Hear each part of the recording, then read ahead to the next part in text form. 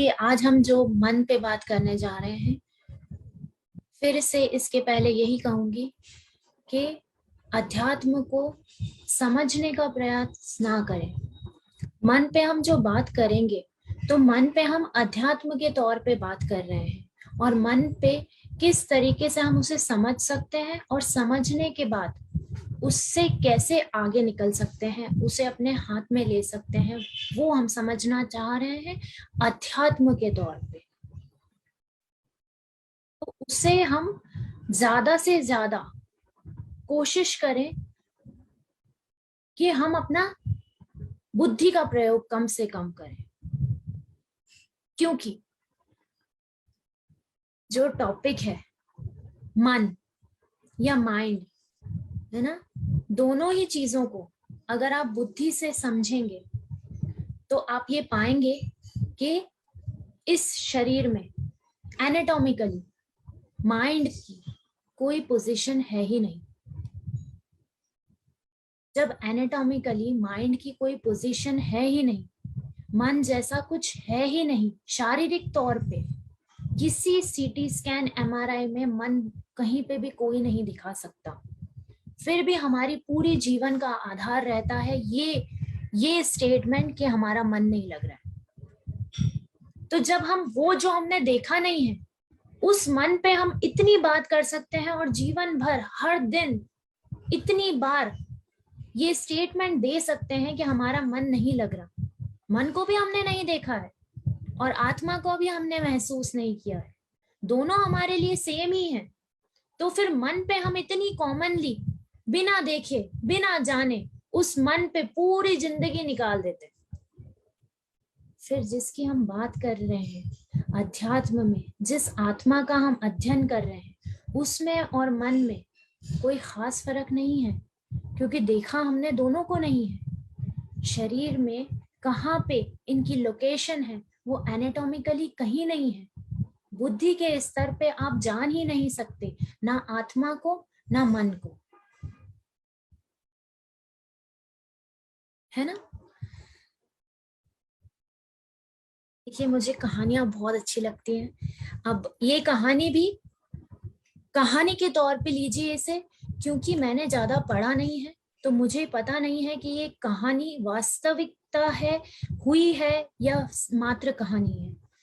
पर जब कहानी हम सुनते हैं तो हम अच्छे से बेहतर तरीके से हर चीज को समझ पाते हैं। तो हम मन की जो शुरुआत करेंगे, जो भी बोला जाएगा इस आवाज से, सबसे पहले हम कहानी से शुरुआत करते हैं। आदि योगी हमें पता है भोलेनाथ। तो जब ब्रह्मा जी ने, ये कहानी है हाँ, जब ब्रह्मा जी ने सृष्टि की पूर्ण रचना कर दी, सृष्टि की पूर्ण रचना कर दी जब ब्रह्मा जी ने, तब भोलेनाथ ने कहा कि मैं इसका आकलन करूंगा कि ये रचना कैसी हुई है। तो जब वो आकलन करने लगे तो उन्हें पर्टिकुलरली मनुष्यों में एक चीज मिली जो था मन। तो भोलेनाथ ने ब्रह्मा जी से पूछा कि ये क्या चीज है, ये कैसी चीज है।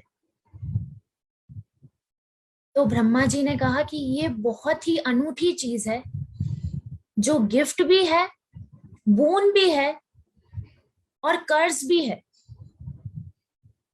इसे आप जिस तरीके से इस्तेमाल करें ये उस तरीके से आपके अनुसार चलता है, और अगर आपके कंट्रोल में नहीं है तो ये आपको अपने अनुसार चलाता है। भोलेनाथ बड़े चकित हुए, उन्होंने कहा कि मैं मनुष्य का रूप धारण करके देखना चाहता हूं कि ये मन है क्या आखिर। ने मनुष्य का रूप धारण किया। जब भोलेनाथ ने मनुष्य का रूप धारण किया और उन्होंने मन को जाना, जब उन्होंने मन को जाना तो उन्हें ये समझ में आया कि ये मन जो है, इसे ये मैं सुखी करना चाहूं सुखी कर सकता हूं, दुखी करना चाहूं दुखी कर सकता हूं, इसे मैं जिस रूप में ढालना चाहता हूं उस रूप में मैं इसे ढाल सकता हूं। और अगर किसी चीज में मैं इसे नहीं ढालता तो ये केवल मात्र एक खालीपन है, सिर्फ खालीपन। और जैसे ही मैं इसको अपने अनुकूल किसी भी तरह से ढालना चाहूँ, ये उस तरह से ढल जाता। भोलेनाथ इतनी जबरदस्त एक्सटेसी से, आनंद से फूटने लगे उस मन को जानने पे कि उन्होंने कहा कि मैं इस मन को अब जान के अपने अनुसार नृत्य करना चाहता हूं, जो मैंने कभी नहीं किया। तब भोलेनाथ ने उस एक्सटेसी में, जो आनंद से वो फूट रहे थे, उसमें जब मन को जाना तो उन्होंने नृत्य किया। और वो जो आनंद पूर्वक नृत्य उन्होंने किया, इसीलिए वो नटराज भी कहलाते हैं। तो मन जो है, माइंड जो है, वो बहुत ही बहुत ही बहुत ही अच्छा एक वरदान है हमें। हमेशा ये आवाज कहती थी नो माइंड। नो माइंड मतलब एनो वाला no mind, no mind, no mind हमेशा कहती थी। पर मुझे मनोहर दुबे अंकल से जब मैं मिली, हमने इस नो माइंड पे बहुत बात की। जब नो माइंड पे हमने बात की तो उन्होंने कहा, उन्होंने जब मैं जो बोल रही थी उन्होंने जब जाना तो उन्होंने कहा इससे बेहतर शब्द है KNOW, नो माइंड। जब आप मन को जान जाते हो तो आपको ये समझ में आ जाता है कि नो माइंड, जब आप मन को जान गए तो आप नो माइंड की तरफ कैसे आ सकते हो। मतलब KNOW, no mind, when you understand your mind, you know what it is to move towards NO mind, मतलब नो माइंड, खालीपन, नथिंगनेस। तो this is something which is also return हमारे उसमें भी, no mind to no mind. मन जो है, अगर आपके कंट्रोल में है, अगर आपकी लगाम, मन की लगाम आपके हाथ में है, तो फिर आप हर सिचुएशन, हर चीज जो भी कुछ होती है उसे हैंडल कर सकते हैं। और यदि मन ही नियंत्रित नहीं है तो आप छोटी से छोटी चीज में भी विचलित हो जाएंगे। अब नो माइंड जो है, KNOW वाला, इस माइंड को जानना क्या है, जानेंगे तब हम पता चलेगा कि खालीपन या नो माइंड क्या होता है। माइंड को हमें ये जानना है कि माइंड जो हम जानते हैं, जिस माइंड को, सांसारिक माइंड को, नो माइंड की बात नहीं हो रही है, सांसारिक माइंड जिसे हम जानते हैं, जीते हैं, वो माइंड की बात हो रही है। और वो माइंड मात्र विचारों का संगठन है। अगर विचार ना हो तो जो बचता है वो होता है नो माइंड, खालीपन। विचार होते हैं तो होता है माइंड, संसारिक माइंड। और बिना विचारों के जो बच गया उसे आप समझ लें। समझने के लिए कोई शब्द देना है, शब्द भ्रम है पर शब्द देना जरूरी है, इसीलिए उस खाली मन को आप समझ लें सोल माइंड। तो एक हो गया सोल माइंड जो खाली माइंड है, नो माइंड, और एक हो गया सांसारिक माइंड जो विचारों का संगठन है जिसे हम जीते हैं। ये और ये, अब ये सांसारिक माइंड जो है, सांसारिक माइंड फिर से 3 माइंड्स में डिवाइडेड होता है। एक होता है कॉन्शियस, एक होता है सबकॉन्शियस और एक होता है अनकॉन्शियस। पर सांसारिक माइंड का एग्जिस्टेंस तब तक नहीं है जब तक कोई विचार नहीं है। मतलब सांसारिक माइंड का एग्जिस्टेंस वर्तमान में शून्य है, क्योंकि हर विचार या तो भूतकाल का होता है या भविष्य का होता है। वर्तमान में कोई विचार नहीं होता। जो भी आता है इस नो माइंड से, खालीपन से, उस पे तुरंत एक्ट किया जाता है। तो वर्तमान में इस माइंड का एज सच कोई एग्जिस्टेंस नहीं होता। इस माइंड का एग्जिस्टेंस ही तब होता है जब हम या तो पास्ट में जी रहे हैं या फ्यूचर में जी रहे हैं। ठीक है। अब कॉन्शियस, सबकॉन्शियस और अनकॉन्शियस माइंड जो है, सांसारिक माइंड के ये जो तीन हिस्से हैं, ऐसे समझिए कि ये कॉन्शियस है, ये अनकॉन्शियस है, ये सबकॉन्शियस है और ये कॉन्शियस है। ये सांसारिक माइंड है आपका, ठीक है। ये आपका सोल माइंड है, और सोल माइंड के नीचे का जो हिस्सा है वो आपकी रियलिटी है। वो आपकी रियलिटी है से तात्पर्य ये है कि इस नथिंगनेस को अगर आपने, इस नो माइंड को अगर आपने मेंटेन कर लिया, तो इसके पीछे जो है वो आपकी वास्तविकता है, वो आपकी रियलिटी है, वो आपकी इटर्निटी है, वो आपकी सोल है, वो आपकी आत्मा है, वो आपकी चेतना है। वो पर्दा खुल जाता है अगर ये खालीपन थोड़े समय तक मेंटेन रह जाए तो। अब ये जो लेयर्स हैं, इन्हें हम कैसे समझें? अनकॉन्शियस माइंड को आप बहुत करीब देख रहे हैं इस सोल माइंड के, ठीक है। तो अनकॉन्शियस माइंड जो है वो करीब करीब इस सोल माइंड के बिल्कुल पास में है। मतलब कि अनकॉन्शियस माइंड वो माइंड है जिसमें सबसे ज्यादा डोरमेंट, सबसे ज्यादा जो भूली हुई चीज है आपकी, जो आप भूल चुके हैं। जैसे ही आपका जन्म हुआ, आप थोड़े समय बाद वो चीज भूल गए, वो इस अनकॉन्शियस माइंड में स्टोर्ड है। और वो कौन सी चीज है जो आप जन्म हुआ उसके थोड़े समय बाद भूल गए? वो जो आप भूल गए वो है आपकी रियलिटी। क्योंकि जब आपका जन्म हुआ तब आप प्योर कॉन्शियसनेस, प्योर सोल थे। कोई अहंकार नहीं था, कोई मोह नहीं था। जैसे ही इस मुंह पे शब्द आने लगे, वैसे वैसे आप अपनी रियलिटी भूलते चले गए। तो इस अनकॉन्शियस माइंड में वो डोरमेंट मेमोरी है जो आप जन्मों जन्मों से निरंतर भूलते चले आ रहे, भूलते चले आ रहे। इसके बाद आता है सबकॉन्शियस माइंड। इस सबकॉन्शियस माइंड में थोड़ी थोड़ी जागृत जो मेमोरी है वो स्टोर होती है आपके एक्सपीरियंसेस के तौर पे, आपके पास्ट लाइव्स के जो एक्सपीरियंसेस हैं उनके तौर पे, आपके संस्कारों के तौर पे, आपके पूर्व जन्म के जो संस्कार हैं उनके तौर पे। और इसके बाद होता है कॉन्शियस माइंड।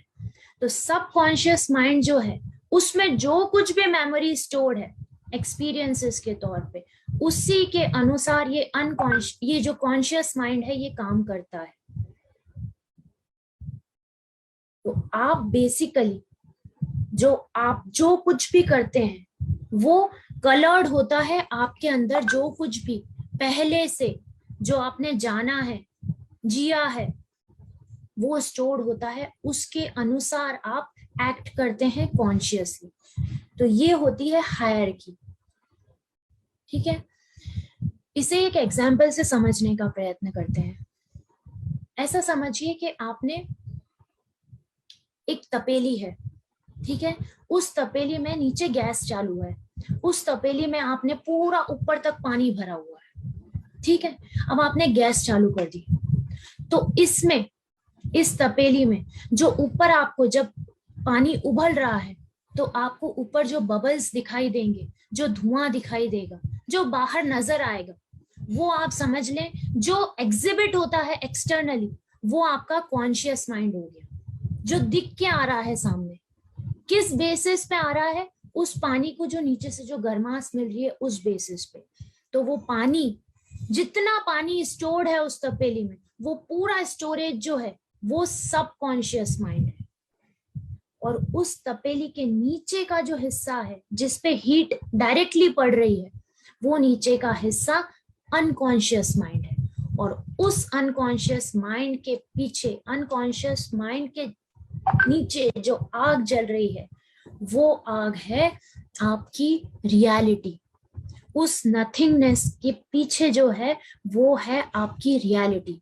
अब जैसे जैसे ये सबकॉन्शियस माइंड खाली होता जाता है, जैसे जैसे वो पानी खत्म होता जाता है, एक पॉइंट आता है जब वो पानी पूर्णतः खत्म हो जाता है, पानी पूरा खत्म हो गया, तब जो आग जलती रहेगी तो यहाँ से जो तपेली है उसमें आपको लालपन, वो जो रोशनी है वो दिखाई देने लग जाएगी गर्मास की वजह से।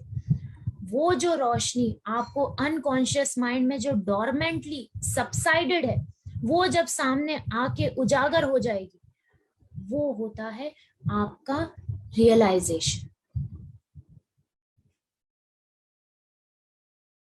तो बेसिकली आपको जो ट्रांसेंड करना होता है, जो आगे बढ़ना होता है, वो होता है आपके सबकॉन्शियस माइंड को। सबकॉन्शियस माइंड जितना ज्यादा भरा होगा, उतने ज्यादा दूर होते जाएंगे आप अपनी रियलिटी से, आपकी वास्तविकता से।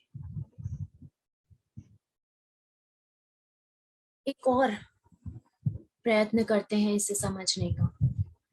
ऐसे समझिए कि आप ये जानते हैं बहुत अच्छे से कि आप कहीं पे भी बैठे हैं, कुछ भी कर रहे हैं, आपके मन के हमेशा हिस्से होते हैं। आपका मन एक जगह पे पूर्णतः केंद्रित नहीं होता। आपका मन बहुत अच्छे से मल्टीटास्किंग कर लेता है, मतलब कहीं भी घूम के आ जाता है, आप वहीं बैठे हैं पर आपका मन सब जगह होता है ना। आप उदाहरण के लिए कहीं बैठे हैं, कुछ कर रहे हैं, जब आप कुछ कर रहे हैं उस समय पे आपको ये भी ध्यान आता है कि इसके बाद मेरी मीटिंग है, मुझे मीटिंग अटेंड करनी है। हो गए मन के दो हिस्से। इसी प्रकार इस मन के जो दो हिस्से हैं उसको आप इस तरीके से समझिए कि एक मन का हिस्सा सोच रहा है और एक मन का हिस्सा जो है उसी समय पे कुछ नहीं सोच रहा है। एक मन का हिस्सा कुछ सोच रहा है और एक मन का हिस्सा जो है वो कुछ भी नहीं सोच रहा। जो मन का हिस्सा कुछ भी नहीं सोच रहा, वो जब जो मन का हिस्सा सोच रहा है उसको जब देखता है, वो जो साक्षी हिस्सा है मन का, वो ही आप हैं। जब आप अपने ही मन के साक्षी हो जाते हैं तो उसी मन का जो हिस्सा है आधा, उसको आप चेतना कह लें, उसको आप आत्मा कह लें, उसको आप जो भी शब्द देना है दे दें, पर वो जो साक्षी है, विटनेस है कि मेरे मन में क्या चल रहा है। आपके अंदर ये प्रश्न बहुत बार उठता है कि मेरे मन में क्या चल रहा है, तो वो मन जो मन को ही देखने का प्रयत्न कर रहा है, वो अवस्था जो खुद को ही देखने की प्रयत्न कर रही है, पूर्ण साक्षी, जो ना मन है, ना बुद्धि है, ना शरीर है, ना अहंकार है, ना चित्त है, केवल साक्षी है इन सब की, वो आपकी वास्तविकता है।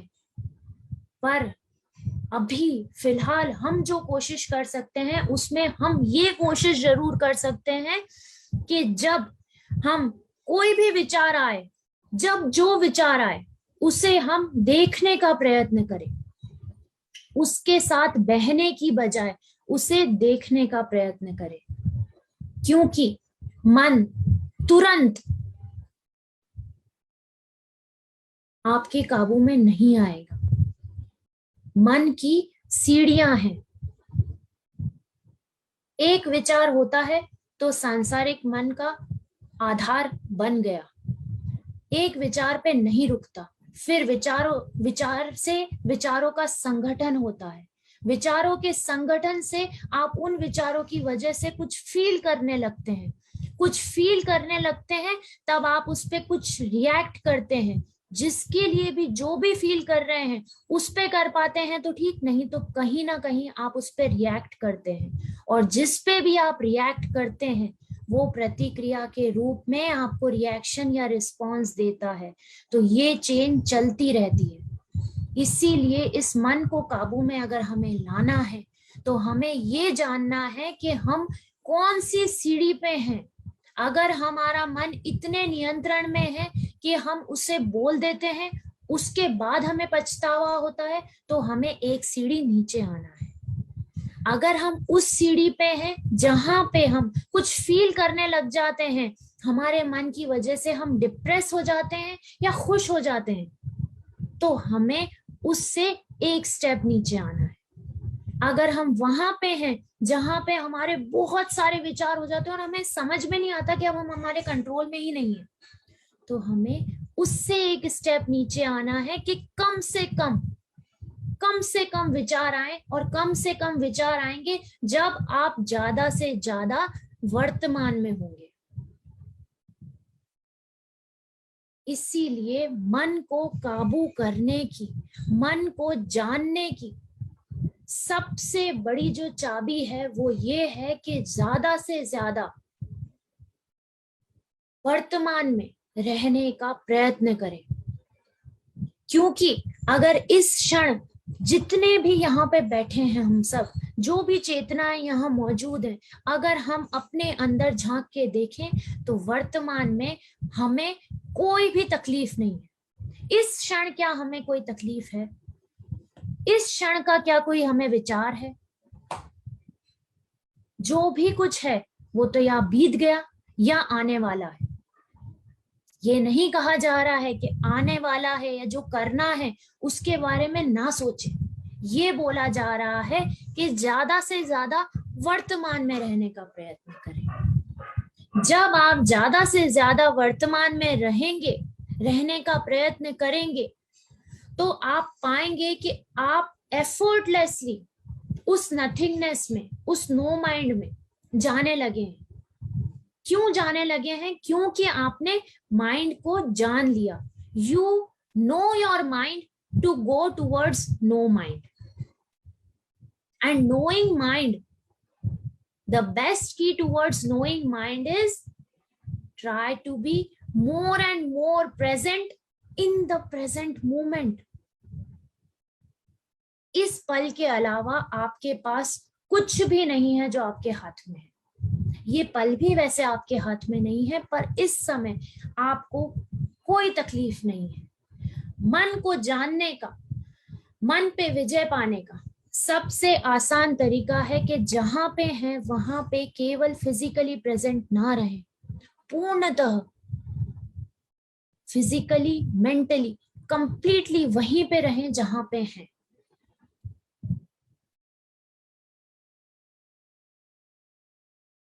देखिए, हम इसे एंड करने से पहले आपको एक बहुत अच्छी कहानी है गौतम बुद्ध की, बहुत ही अच्छी कहानी है, उससे आप और अच्छे से समझ पाएंगे जो वर्तमान की चीज बोली जा रही है। गौतम बुद्ध के 2 शिष्य थे। वो 2 शिष्य जब नदी पार कर रहे थे तो एक शिष्य को कोई औरत डूबती हुई दिखाई दी। तो उस शिष्य ने उस औरत को अपने कंधे पे बिठा के नदी पार करा दी। उस शिष्य ने उसको नदी पार करा दी। फिर वो जब वापस गए गौतम बुद्ध के पास, तो जो दूसरा शिष्य था उन्होंने गौतम बुद्ध से कहा कि इसने उस औरत को कंधे पे बिठा के नदी पार कराई। तो गौतम बुद्ध ने उनको जवाब दिया कि इसने उसको कंधे पे बैठ के नदी पार कराई, पर ये उसको पार करा के वहीं छोड़ आया, पर तू उसको अभी भी लेके घूम रहा है। इसने तो उसको पार करा के छोड़ दिया, पर तू अभी भी अपने मन में लेके घूम रहा है, मतलब तू ज्यादा गलत कर रहा है बजाय इसके।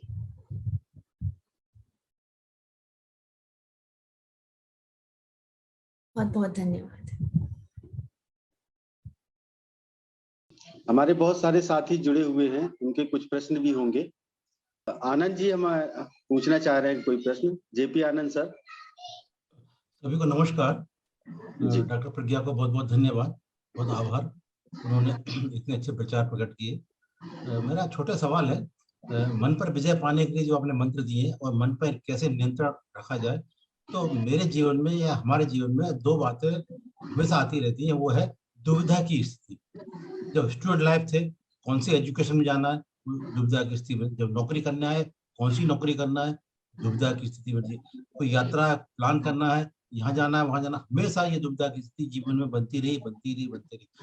तो उस समय कौन से विवेक से हमको काम लेना है ताकि भविष्य में जो निर्णय लिया है वो आगे चल के मेरे लिए सही रहे, मतलब मुझे उसमें कोई मतलब एक मुझे उसमें सार्थकता प्राप्त हो, ऐसे ये मैं जानना चाहता हूँ। उस समय मन पर कैसे नियंत्रण रखें? देखिए, पहला तो मन पे कैसे नियंत्रण रखें,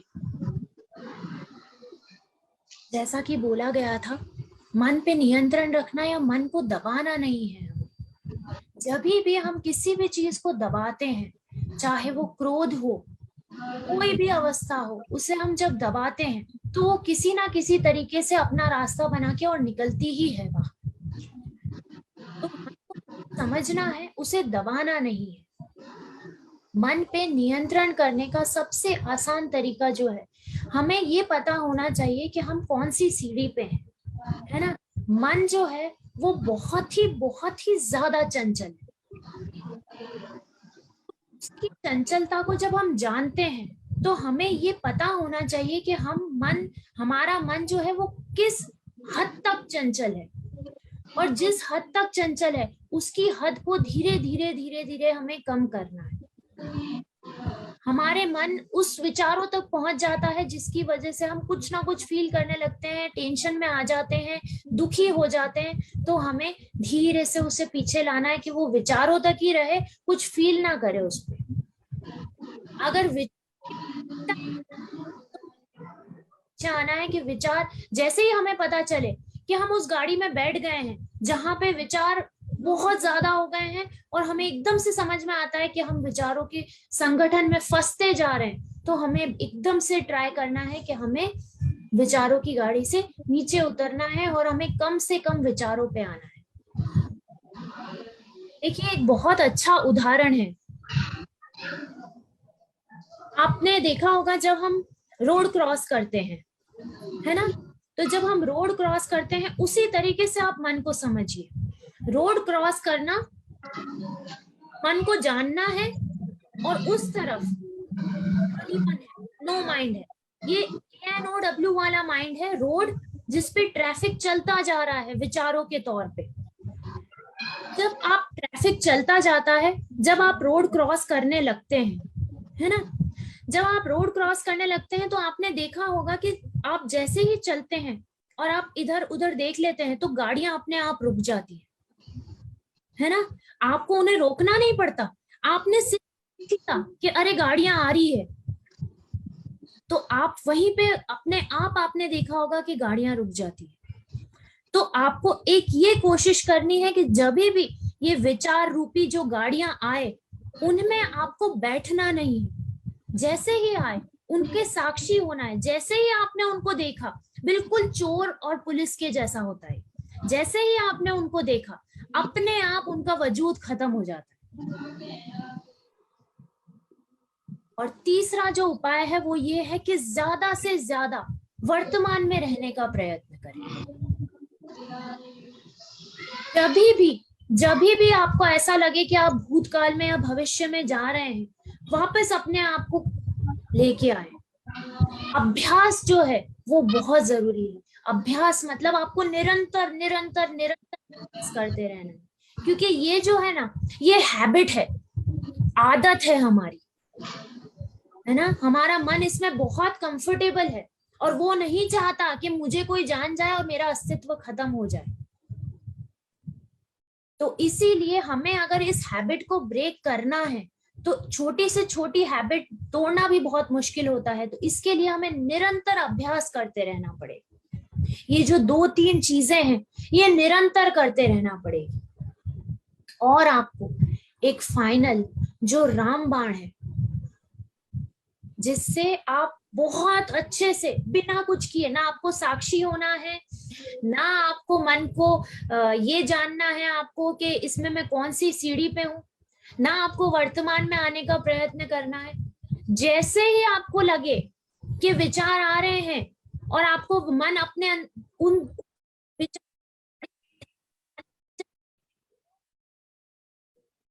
अंदर ये कहना है कि I am not this mind, I am not this body।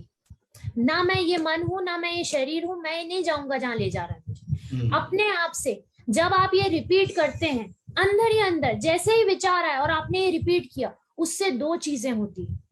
एक तो आपका आइडेंटिफिकेशन जो है इस माइंड से और इस बॉडी से, वो अपने आप खत्म होने लगता है, और दूसरा आप उस तरफ अग्रसर होने लगते हैं जो कि आप हैं। देखिए, जीवन में हमेशा जब भी कोई भी चीज आती है हमारे सामने,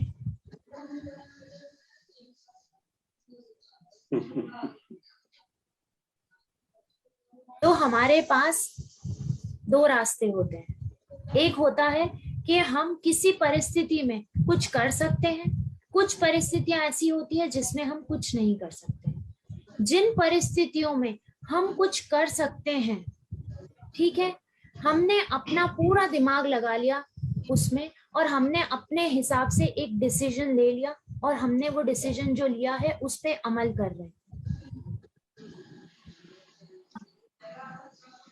जो परिस्थिति हमारे हाथ में है और जिस पे हमने डिसीजन ले लिया है, आप ये फिर उसमें ये ना देखें कि ये डिसीजन गलत हो गया या सही हो गया। जीवन में ये बात तथा कथित है कि हम करता नहीं है। Man is not the doer. जो भी परिस्थिति में आप जो डिसीजन ले रहे हैं, अगर सही हुआ तो अच्छा, अगर गलत हुआ तो बहुत ज्यादा अच्छा, क्योंकि जो भी डिसीजन आपकी लाइफ में गलत होते हैं वो ही कुछ ना कुछ आपको सिखा के जाते हैं, और हम यहाँ सीखने के लिए हैं। तो आप करता नहीं है, ये सबसे पहले अपने अंदर से हटा दें, और फिर जो डिसीजन आप लेना सही समझते हैं वो डिसीजन लेने के बाद ना तो उस पर रिपेंट करना है, ना उसकी खुशी मनानी है, ना उसका दुख मनाना है। वो जो हो गया वो हो गया, आपके द्वारा हो रहा है, आप करने वाले नहीं है। जो हो रहा है बिल्कुल परफेक्टली हो रहा है इस डिवाइन स्कीम में, and man is not the doer। हम हैं उस मास्टर प्लान के जो चल रहा है। सर, वैसे तो बहुत से मैडम ने अभी आंसर मुझे दे दिए, पर मैं ये जानना चाह रहा था कि मन को संभालना बहुत कठिन चीज है, और इसकी हम शुरुआत किस प्रक्रिया से करें। एक छोटी सी प्रक्रिया से चालू करें जो शायद हमें अभी पहली सीढ़ी भी नहीं मालूम हम जैसे लोगों को। तो वो प्रक्रिया क्या होगी, जो पहली प्रक्रिया होगी जिससे हम कोशिश करें कि हम अपनी पहली सीढ़ी तक पहुंचे और चीजों को समझें, जो अभी तक मैडम ने मुझे बताया और भी जवाब मिले हैं मुझे। देखिए, मन की जो अवस्था है 3 तरीके से होती है। कुछ लोगों का मन जो है, उनकी जो विचार हैं वो बहुत ज्यादा नेगेटिव होते हैं। वो जो नेगेटिव विचार होते हैं उनकी वजह से ज्यादातर वो लोग अपने मन की वजह से ड्रेन्ड आउट फील करते हैं, लो फील करते हैं। कुछ लोग होते हैं जिनके विचार बहुत ज्यादा होते हैं पर नेगेटिव नहीं होते, और कुछ लोग होते हैं जो अपने कन्वीनियंस से उसको जब चाहे तब अपने नियंत्रण में करके कम से कम विचार रख पाते हैं। तो ये 3 अवस्थाएं होती हैं अलग अलग, डिपेंड करता है कि आपकी चेतना कैसी है और वो किस तरीके से आपकी मन और बुद्धि को चला रहे। चेतना कैसी है से तात्पर्य ये है कि आपके जो सबकॉन्शियस माइंड में जो संस्कार स्टोर्ड हैं पूर्व जन्मों के, वो कैसे हैं और आपको वो किस तरीके से आपके मन को केंद्रित कर रहे हैं और उस तरीके से आप चलते हैं। अब जो वो तरीका बताया गया, सबसे अच्छा तरीका ये है कि आप ज्यादा से ज्यादा वर्तमान में रहने का प्रयत्न करें। ये सभी के लिए है। जिनके विचार ज्यादा से ज्यादा नेगेटिव होते हैं, उन नेगेटिव विचारों को कैसे नियंत्रण किया जाए, ये जानना बहुत आवश्यक है। नेगेटिव विचारों को नियंत्रित करने की कतई कोशिश ना करें। नियंत्रित तो करना ही नहीं है मन को। जब भी कोई नेगेटिव विचार आए, आपको कोई भी नेगेटिव विचार आए, तुरंत उस नेगेटिव विचार को उसी समय, उसी नेगेटिव को किसी ना किसी पॉजिटिव विचार से रिप्लेस करना, क्योंकि ये भी सीढ़ी है। आप नेगेटिव विचारों से पॉजिटिव विचारों पे आएंगे, पॉजिटिव विचारों से आप निर्विचार, विचार शून्य होंगे। तो नेगेटिव विचार जैसे ही आपको आता है, उसे उसी समय आपको पॉजिटिव में परिवर्तित करना है। पहला तरीका नेगेटिव विचार जिनको आते हैं उनके लिए।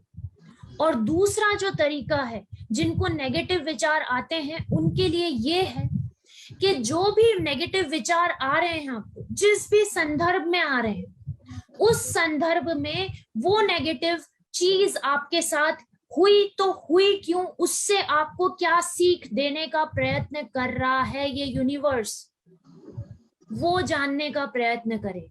ये दो तरीके हैं, या तो आप नेगेटिव को पॉजिटिव में कन्वर्ट कर दें, या आप उस नेगेटिव सिचुएशन से आपको सिखाना क्या चाह रहे थे, ये ब्रह्मांड आपको क्या देना चाह रहा था, उस लेसन को ग्रैब करें। वो नेगेटिव थॉट्स अपने आप पूरी तरीके से डिसॉल्व हो जाएगी। जैसे ही आपने उसकी सीख ले ली, मतलब आपने उसका कस निकाल लिया, तो उनका अपने आप अस्तित्व खत्म हो जाएगा।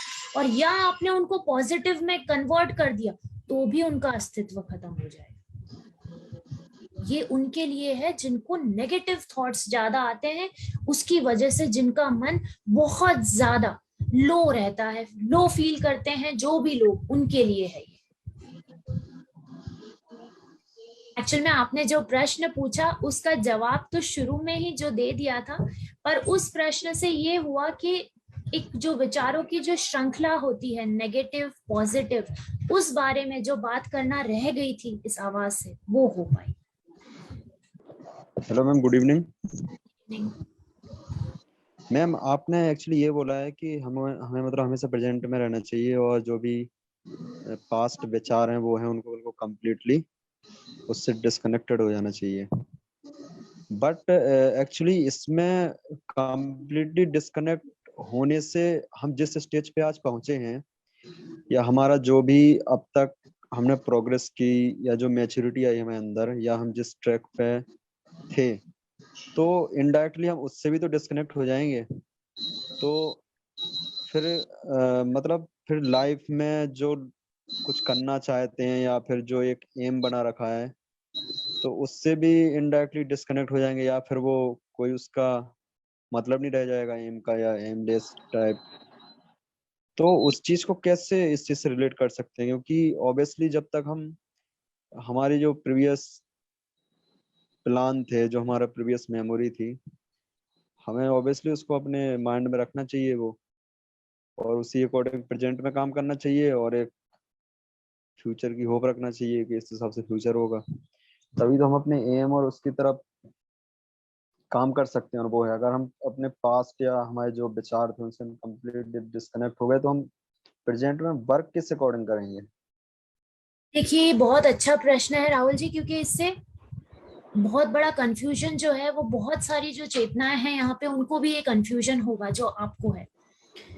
yes, सबसे पहले तो जो अतीत की, जिस अतीत की बात की जा रही है, जिस अतीत को भूलने की बात की जा रही है, वो अतीत वो है जो आपको विचलित करता है। yes, उस अतीत को भूलने की बात की जा रही है, या उस अतीत को कैरी करके, उस बोझ को ना उठा के जीने की बात की जा रही है। आप देखेंगे कि आपका मन जो है ज्यादा से ज्यादा वो ही चीजें सोचता है, आपको उसी तरीके से चलाता है जो आपको कहीं ना कहीं विचलित करता है। पास्ट भी आपको वो ही ध्यान आता है जो आपको कहीं ना कहीं डिस्टर्ब करता है। जहां तक रही पास्ट एक्सपीरियंसेस की बात, तो जो पास्ट एक्सपीरियंसेस होते हैं ना, जो भी नॉलेज बेस्ड पास्ट एक्सपीरियंसेस हैं, वो एक्सपीरियंसेस, वो नॉलेज आपके ब्रेन में स्टोर होती है।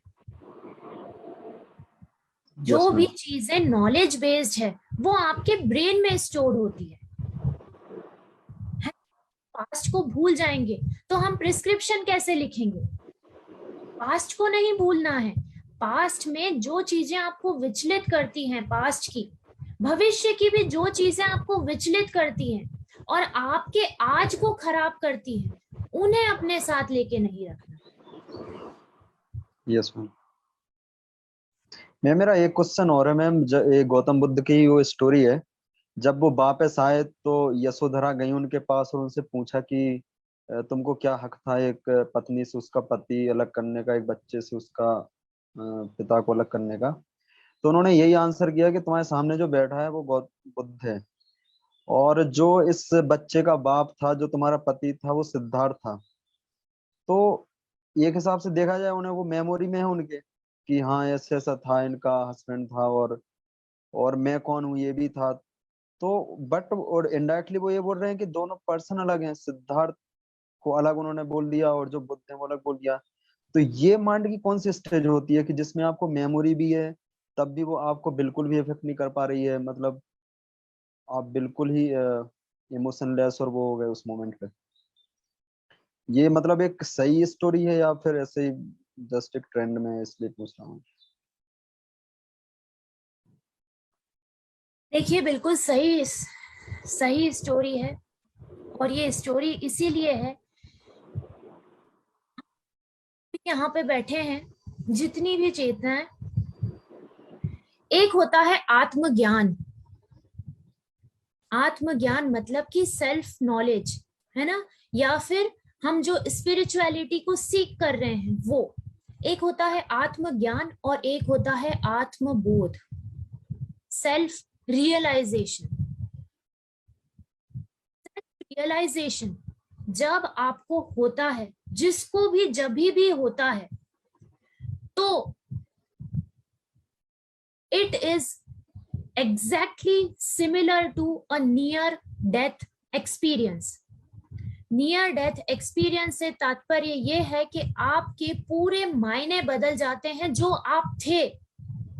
आप अब आपको बॉडी माइंड से आइडेंटिफाई करते हैं, आपके नाम से आइडेंटिफाई करते हैं। नाम मतलब अहंकार। तो आपके जो भी आइडेंटिफिकेशंस है pertaining to this body mind, वो खत्म हो जाते हैं। जब वो खत्म हो गए तो आप उसी बॉडी माइंड के साक्षी हो जाते हैं, पूर्ण साक्षी हो जाते हैं। आत्मबोध के बाद विटनेस हो जाते हैं उसी बॉडी माइंड के जो आप थे। गौतम बुद्ध जो हैं वो सिद्धार्थ को ही नहीं, सिद्धार्थ से पहले जितने भी उनके जन्म हैं वो सब जानते हैं। तो जो बोल रहा होता है वो आत्मबोध के बाद जो भाषा का प्रयोग करेगा वो ऐसी होती है कि प्रज्ञा ने कॉलेज में ऐसा किया था। प्रज्ञा ने किया था, मैंने नहीं किया था, क्योंकि जो प्रज्ञा थी वो अब मर चुकी है। उसके साथ आइडेंटिफिकेशन ही खत्म हो गया। वो ना मन रही, ना बुद्धि रही, ना चित्त रही, ना अहंकार रही, और वो जो है, वो जो कुछ भी है सृष्टि, वो सब भी वो ही है। जब उसका अलग से कोई आइडेंटिफिकेशन रहा ही नहीं, वो केवल एक लाइफ है, वो केवल एक जीवन है, तो वो अपने आप को क्या परिभाषित करेगी जब वो कुछ है ही नहीं। इसीलिए गौतम बुद्ध ने ये उत्तर दिया कि वो सिद्धार्थ था। अगर वो ये भी कहते कि वो गौतम बुद्ध इसका पिता था और ये गौतम बुद्ध है केवल, जो कि एक लाइफ है, तो वो भी अपने आप में सही होता।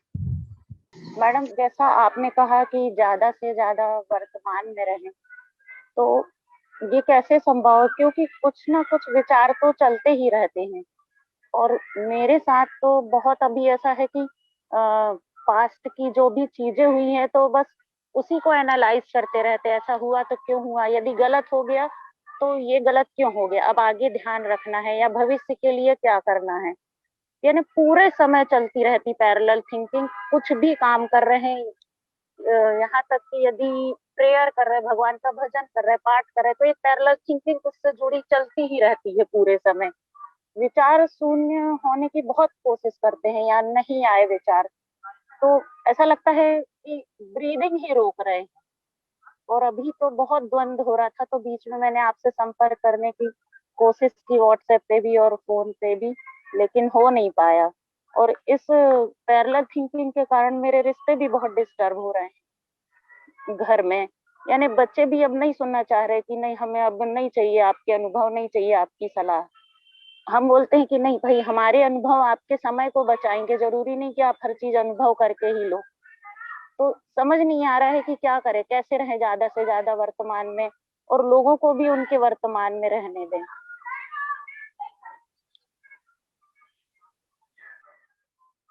देखिए, आपका जो प्रश्न है वर्तमान में ज्यादा से ज्यादा रहने का, चीज जो है, हम जैसे कि बोला गया था, हर चीज जो है जिसकी भी हमें आदत हो जाती है वो हमें छोड़ना बहुत मुश्किल होती है। तो ये आदत जो है ये तो जन्मों जन्मों से चली आ रही है। जब जन्मों जन्मों से चली आ रही है तो इसके लिए हमें निरंतर अभ्यास करना पड़ेगा, निरंतर अभ्यास करना पड़ेगा, और बहुत ज्यादा सही गलत अच्छा बुरा इसमें ना पड़े। क्योंकि एक बात जान लें कि हमारी जो दृष्टि है वो यूनिडायरेक्शनल होती है। हम जब भी देखते हैं तो केवल सीधा देख पाते हैं, और जो ब्रह्मांड चला रहा है, जो कुछ भी डिवाइन स्कीम में चलता है वो मल्टी डायमेंशनली चलता है। अभी आपको सिर्फ टिप दिख रही है उस आइसबर्ग की, उसके नीचे आइसबर्ग के कितनी डेप्थ है वो हम नहीं देख सकते।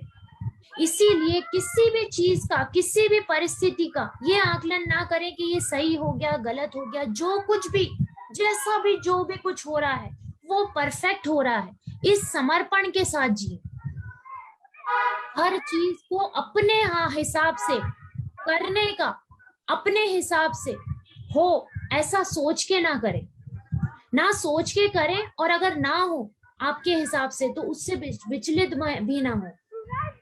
अपने अंदर एक समर्पण का भाव लाएं कि जो कुछ भी जैसा भी है अपने आप में परफेक्ट है, और मुझे जो अपना कर्तव्य के तौर पे जो भी रिस्पॉन्सिबिलिटीज हैं वो निभानी है।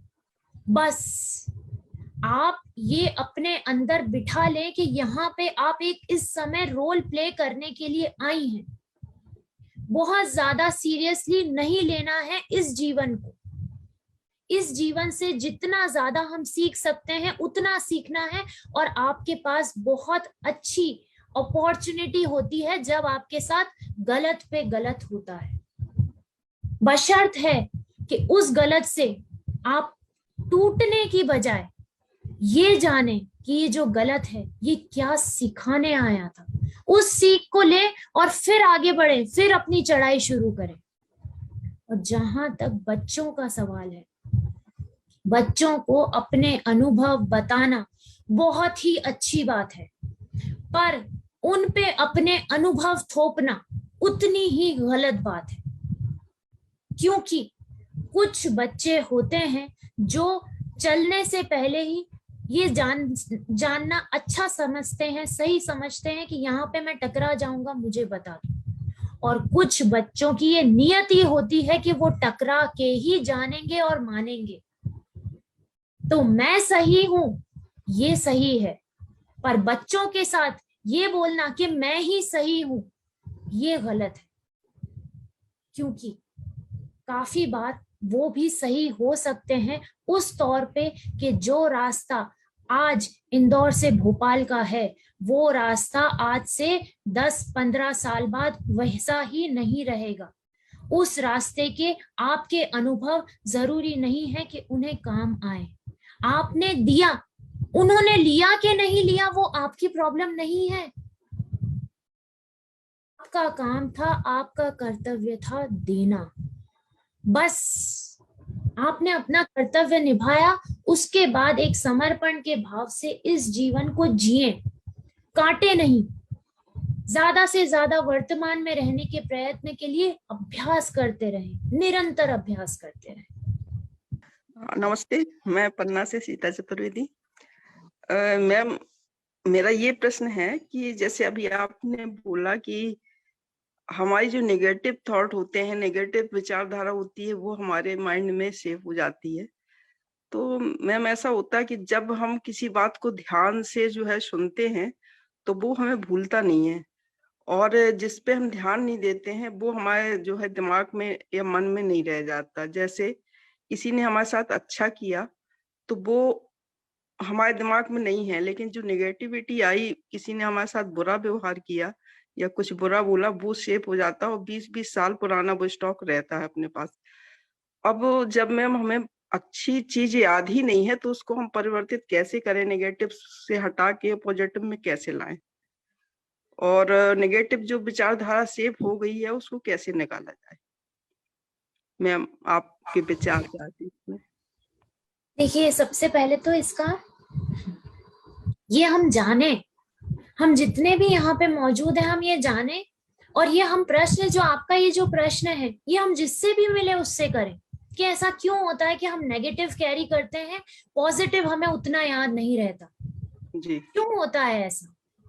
ऐसा इसीलिए होता है क्योंकि जो नेगेटिव होता है, जो कुछ भी नेगेटिव होता है, जैसे ही बोला जाता है आपके ईगो को जबरदस्त ठेस पहुंचती है, आपके अहंकार को ठेस पहुंचती है, और वो जो ठेस पहुंचती है वो अहंकार फिर आपको भूलने ही नहीं देता, वो बार बार उसको एनर्जी देता है उस विचार को कि मुझे इसने ठेस पहुंचाई, मुझे बोला गया। तो हमारे अंदर जो अहंकार है कि मुझे ऐसा बोला तो क्यों बोला, कैसे बोला, वो जब कम होता है ना, अपने आप नेगेटिविटी हमें छू नहीं पाती। इसीलिए गौतम बुद्ध को अगर कुछ भी पत्थर भी मार दिए जाते थे तो उन्हें फर्क नहीं पड़ता था। क्यों नहीं पड़ता था? क्योंकि मैं है ही नहीं। जब मैं नहीं तो तुम मुझे गालियां भी दो, मैंने तो ली नहीं, तुमने दी, मैंने ली थोड़ी। क्योंकि मैं हम में बहुत हद तक भरा हुआ है, कूट कूट के भरा हुआ है। सटल ईगो जो है वो हमें पता नहीं होता, पर जो जितनी नेगेटिविटी कैरी कर रहा है उसमें उतना ही सटल ईगो मौजूद है, जो उस मैं को बार बार उत्तेजित करता है कि इस विचार को फ्यूल दे, इस विचार को और फ्यूल दे, क्योंकि इसने तेरे ऊपर चोट पहुंचाई। इसीलिए आप वो नेगेटिविटी हम कैरी करते हैं। उस नेगेटिव को पॉजिटिव करने से तात्पर्य ये है कि किसी ने आपको कुछ भी बोला, कोई भी नेगेटिव आपको बात दिमाग में आई कि उसने ऐसा बोला, उसने ऐसा बोला को आप उसी समय उसी सेंटेंस को किसी ना किसी पॉजिटिव में कन्वर्ट कर दें।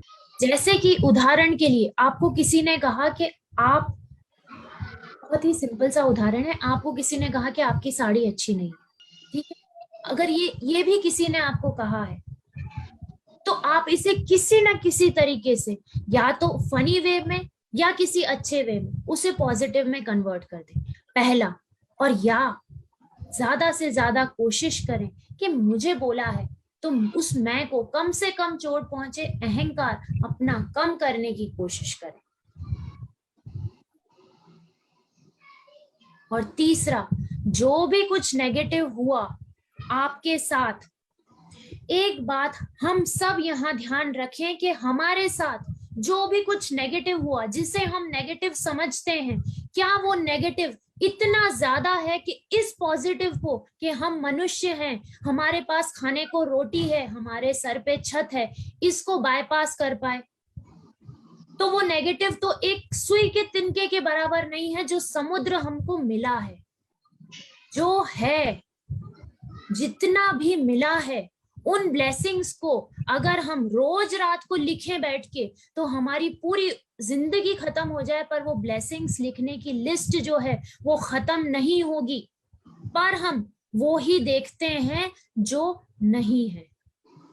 हमारी दृष्टि को हमें बदलने की जरूरत है, सृष्टि अपने आप बदल जाएगी। मुझे ऐसा लग रहा है कि मतलब जहां तक मेरी अल्प बुद्धि समझती है कि कॉन्शियस माइंड, अनकॉन्शियस माइंड और सबकॉन्शियस माइंड, तो ये इतना बड़ा गहरा विषय है कि मुझे नहीं लगता कि ये सर अभी जो भी हम लोगों ने कार्यक्रम रखा है इसका समय होती पर्याप्त होगी।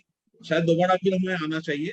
लेकिन एक छोटी सी बात ये है कि अगर हम तो सुधारना चाहते हैं, या हमारी जो इस मन की भूमि पे जो बीज इस तरीके लोए गए हैं जो कि हमें उन्हें बदलना चाहते हैं।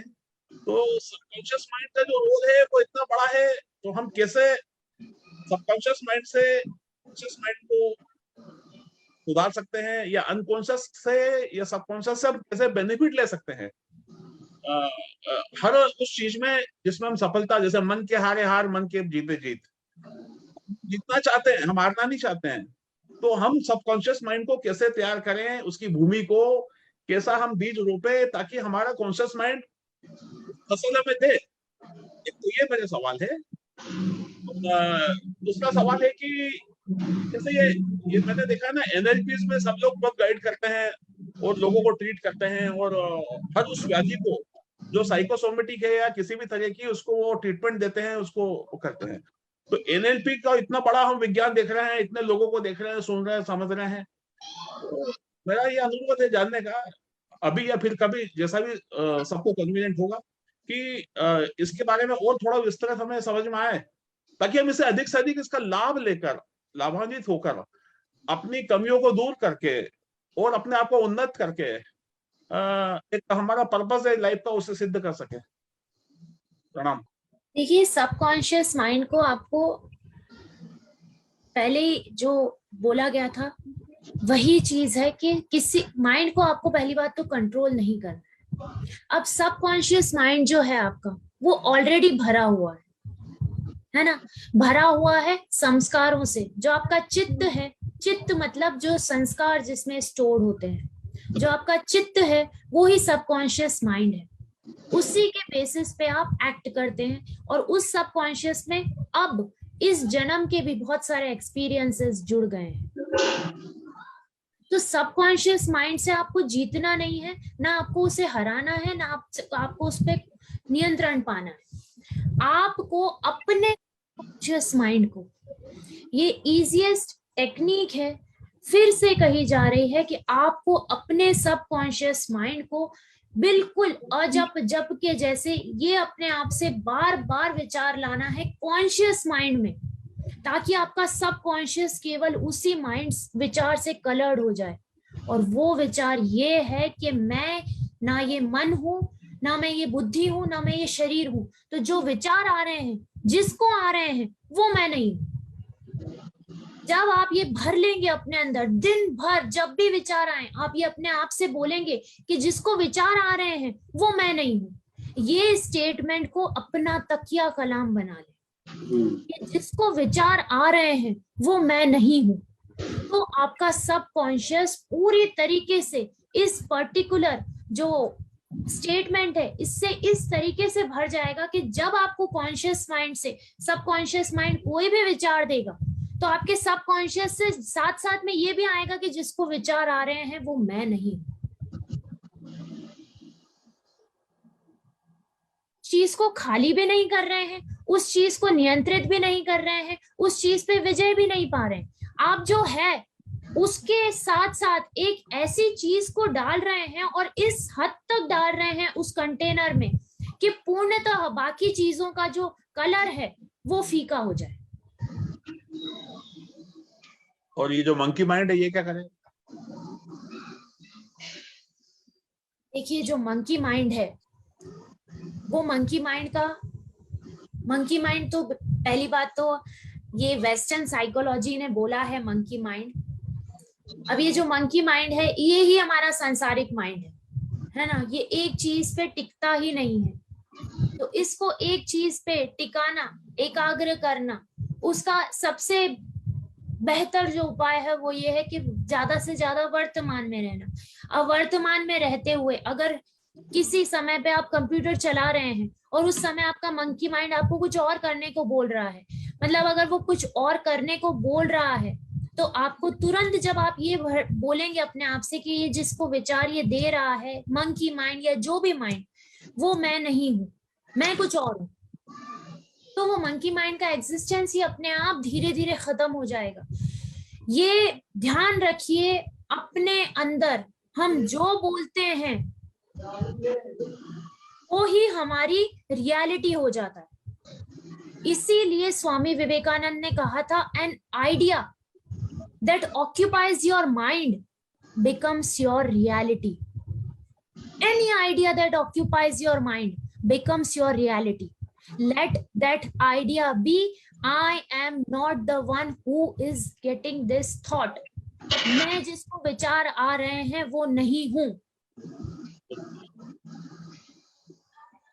बहुत अच्छा, थैंक यू.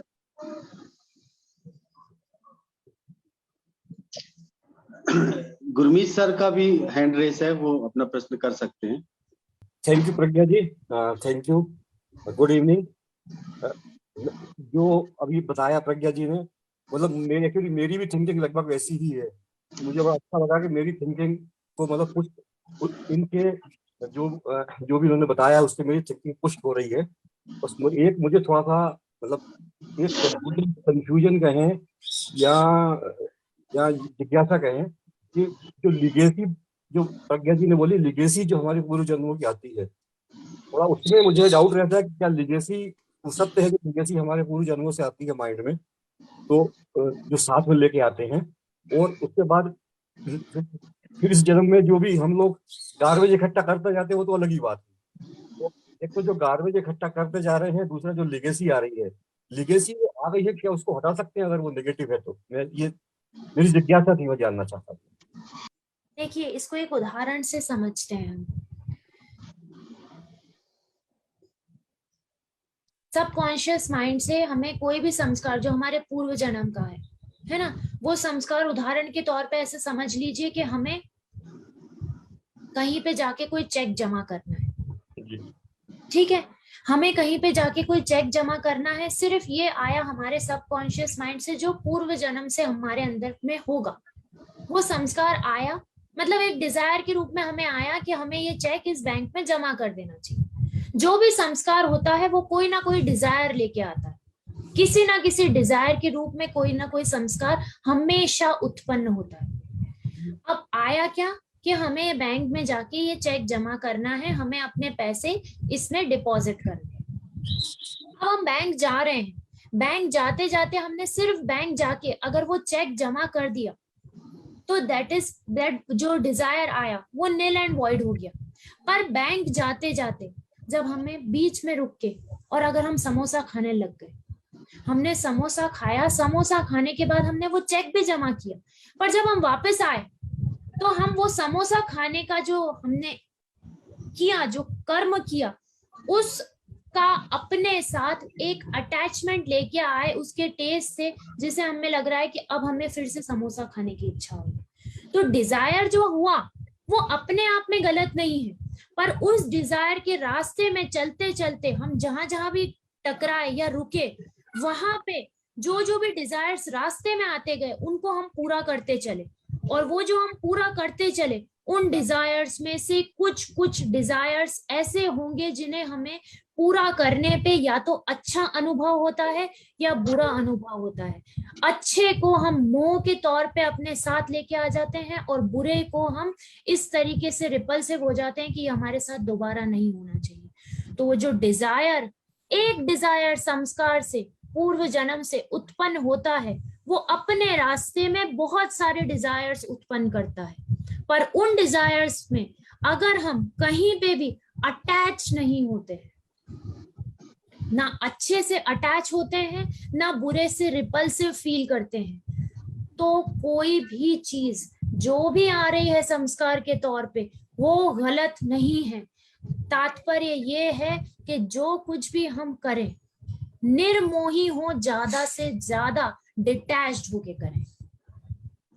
प्रज्ञा ने बहुत अच्छी बातें करी हैं, और जब हम उनको सुन रहे थे तो लग रहा था कि असली में हर व्यक्ति को अलग अलग उत्तर देने की जरूरत नहीं है.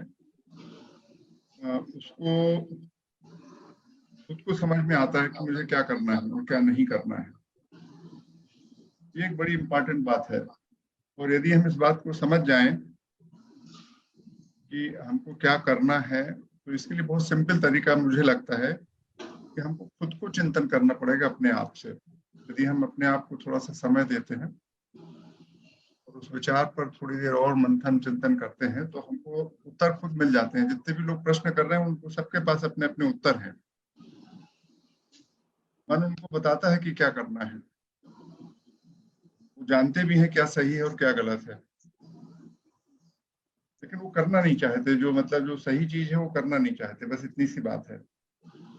जिस दिन आप ये आपके मन का द्वंद्व खत्म हो जाएगा ना, कि जो आप एक्चुअल में जो आपकी समझ है अनुभवों के आधार पर, आप उसके आधार पर जो कुछ भी करना चाहते हैं, और जो आपकी अंतरात्मा से आवाज आ रही है, उसके बीच में जो झगड़ा है, तो यदि आप समझ लें और अंतरात्मा की आवाज मानने लगे तो झगड़ा खत्म।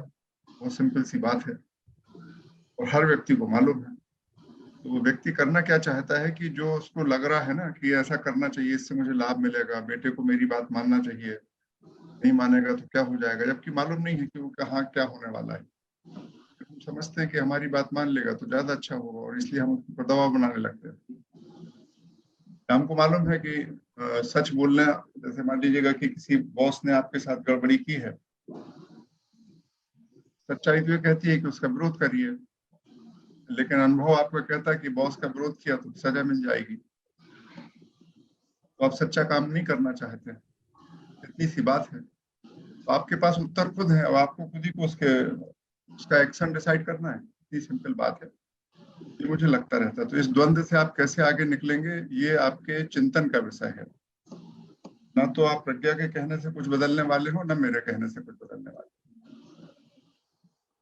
मगर जिस दिन आपको ये समझ में आ जाएगा कि सही क्या है अपने आप, उस दिन आप उसको करने लगते हैं। इसमें बहुत सारी गणित की जरूरत नहीं है, क्योंकि आप देखेंगे कि हमारे जो हिस्ट्री में बहुत बड़े संत हुए हैं, उन्होंने कभी किसी स्कूल में नहीं गए हैं साइकोलॉजी को पढ़ने के लिए। उन्होंने कभी सबकॉन्शियस माइंड, कॉन्शियस माइंड, ये सब को पढ़ा नहीं है। उनको खुद का उनका अंतरात्मा को समझा देती थी, और उसके बाद उनके एक्शन सही होते थे। तो ये सब चीज जो है, ये सब जब इतना अपन डिटेल पढ़ते हैं ना, तो उसका मतलब ये होता है कि हम असली में अवॉइड करना चाह रहे हैं चीजों। इतनी सी बात है मेरे तरफ से। और इस चीज को हम भी देखते रहते हैं। धीरे धीरे हम इस उम्र के इस पड़ाव में आ गए हैं कि अब हमारे साथ झगड़े बचे नहीं है, तो हमको सारी चीजें बनती नहीं है, हमारे साथ समस्या होती नहीं है। जो जैसा कर रहा है हम उसको समझते रहते हैं, तुम करते रहो भाई, जहां मुझे लगता है वो मैं कर देता हूँ अपनी बात। तो ये है, बहुत ही सुंदर तरीके से बोला है प्रज्ञा ने, और आपने भी उस पर प्रश्न करके अपनी रुचि दिखाई है, इसलिए आप सबको बहुत बहुत धन्यवाद। कार्यक्रम हमारे जारी रहेंगे। हम तो कोशिश करते रहते हैं कि विमर्श हो आप सबके बीच में, एक चिंतन हो, एक सोचने का तरीका हो, क्योंकि आप जैसा देखते हैं वैसे ही लगता है। मैं इसको बार बार बोलता हूँ कि एक ही व्याख्यान होता है यूएनओ में प्रधानमंत्री का, भारत के लोग उसको पसंद करते हैं और पाकिस्तान के लोग उसको निंदा करते हैं। जिसको जैसा लग जाए, अपने अपने स्वार्थ से, अपने अपने इंटरेस्ट में आप देखते हो चीजों को, चीज तो एक ही है, तो आप उसको अलग अलग ढंग से देख सकते हो। तो यदि आप उसको पॉजिटिव रूप में देखेंगे तो स्थिति सुधर जाएगी, यदि आप उसको नेगेटिव रूप में देखेंगे तो बिगड़ जाएगी। यदि आप कहीं असफलता मिलती है तो उससे अनुभव पाके यदि आप सीख जाते हैं कि भविष्य में ना मिले, तो आपके लिए फायदे वाली बात हो गई। और यदि आप उसको लेके बैठ जाते हैं तो आप परेशान हो जाएंगे। इस बात में बहुत ही सुंदर व्याख्यान था आज का, उसके लिए धन्यवाद और नमस्कार आप सबको।